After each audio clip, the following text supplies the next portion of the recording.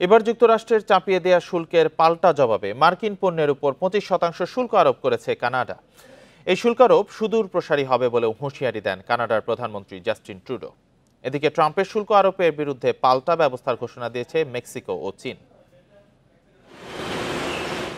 নির্বাচনী প্রচারণায় দেয়া প্রতিশ্রুতি বাস্তবায়নে উঠে পড়ে লেগেছেন মার্কিন প্রেসিডেন্ট ডোনাল্ড ট্রাম্প।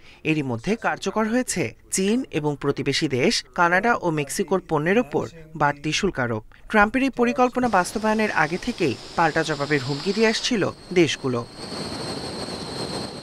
এবার তা বাস্তবায়ন করল কানাডা।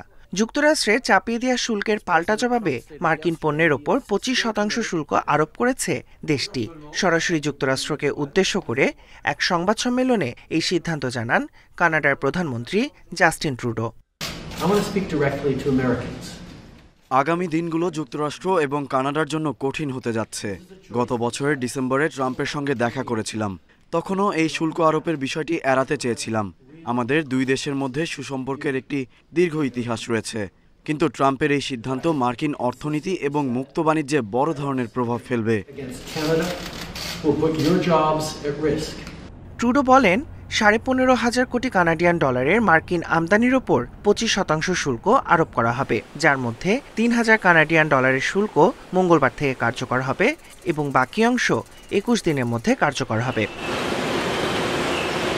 কানাডার পাশাপাশি যুক্তরাষ্ট্রের শুল্ক আরোপের নির্দেশে পাল্টা জবাব দেওয়ার হুঁশিয়ারি দিয়েছেন মেক্সিকোর প্রেসিডেন্টও।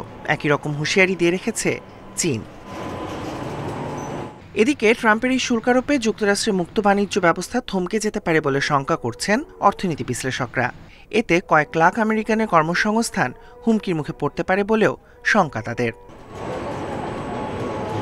Tahmid Abrar, independent news.